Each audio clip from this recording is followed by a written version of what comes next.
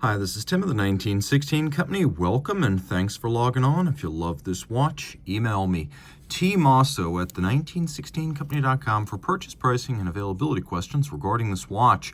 And this has been a long time coming. I have hoped to review the Zeitwinkel 273 Saphir Fumé for many years, and now it's finally in my hand. This model, launched in 2015, represents the best of Zeitwinkel, a small company out of Saint-Imier, Switzerland, founded by a bunch of Germans. Their original notion back in the 2000s was to create a modern German brand, but the know-how, the suppliers, and the environment for manufacturing a high-quality mechanical watch proved more practical on the French-Swiss side of the border, and so the decision was made and Zeitwinkel was created.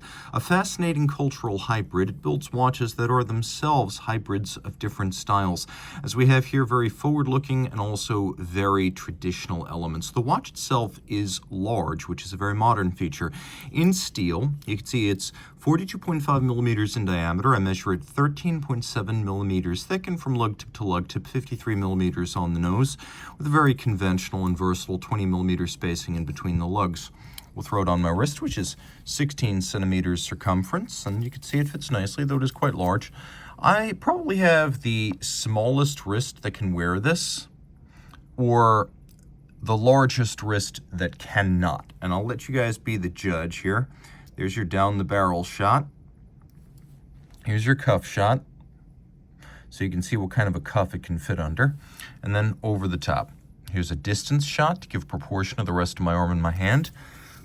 Now we take a look at the strap, which is top of the line. You can see a gloss finished gray, large rectangular symmetrical scale alligator leather, a superior cut of the hide. There's a little bit of bolstering or stuffing to give it volume, a monotone stitch. We have here a sheer cut edge lacquered in gray for refinement, and on the bottom, supple calfskin. You can see it's a Zeitwinkel factory strap in outstanding condition, and we have a full clasp with twin trigger release, so you have to press both triggers for this to open. It will not open inadvertently. You can also see that it is a double fold. Snaps shut, Zeitwinkel logo externally. And then we have a buckle that in some ways echoes the profile of the lugs. The case band here, there have been several different case designs through the years with Zeitwinkel, but here we have recesses in media blast, and then we have the primary elements framing the media blasted recesses, all in polish. You can see faceted, sharp, angular, almost Carrera-like lugs. Or one might also draw parallels to the Patek Philippe 5235 and 5236, though this watch predates those on the market. And you can see here we have the crown with the unique Zeitwinkel logo, reminding you that Zeitwinkel means time angle, and thus we have this angular profile on the logo itself. We have a bezel with a little vertical lip and then a domed profile, giving way to the Fumé sapphire that is the namesake of the watch. Now you can see it's smoked by a metallization process, and then by LIGA, which is galvanic lithography. All of the calibrations, indices, and significant markings of the dial are created. Contrast is actually quite good. It's not a hard watch to read. And you can see the hands are a unique form, sort of like an alpha, but instead of a pinched profile at the center, it's sort of tapered, almost like an hourglass as the hands move towards the center. We have a 72-hour power reserve, automatic winding, and then up between 10 and 11 o'clock, we've got a double-digit date, and there is a patented system for that date that is an original innovation of theirs. If you look carefully, you can see the discs, the underlying drivetrain, as well as the jumper springs for that mechanism. There's also a hacking or stop seconds function, so you can set the watch to the second against a reference time, and note the abundant polishing and engine-turned perlage on the bridges below the dial. Now, if you wish to see the power reserve indicator move in real time, you can always wind the watch manually, although it should be noted it is a fully automatic winding movement, and it is quite a feat to develop an original automatic winding caliber, and that's exactly what we have here with the Zeitwinkel 103. This was developed in conjunction with well-known constructor Laurent Besse, and you can see it's designed for large cases, as the movement is 30.4 millimeters in diameter and properly fills this large case back. While dress watch water resistance is 30 meters, this is actually 50 meters, so you get a little bit more.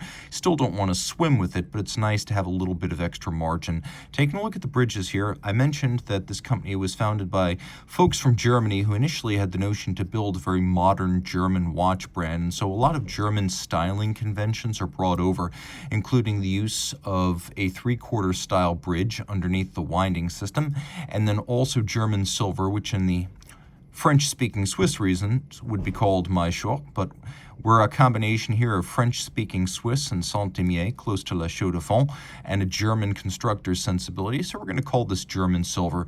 Everyone can agree it's an alloy of nickel, copper, and zinc, with the copper giving it its unique champagne hue, and it will not oxidize, but it will darken over time. So I wouldn't necessarily call it patina, but it will begin to shift to a darker tone, and uniformly so. You can see that there's brushed satination across the rotor.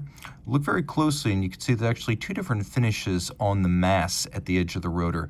They're both brushed texture, but with different directions. We have that brushed profile across the top, and then both internal and external mirror beveling. Solarization on the ball bearing. All screw heads are polished.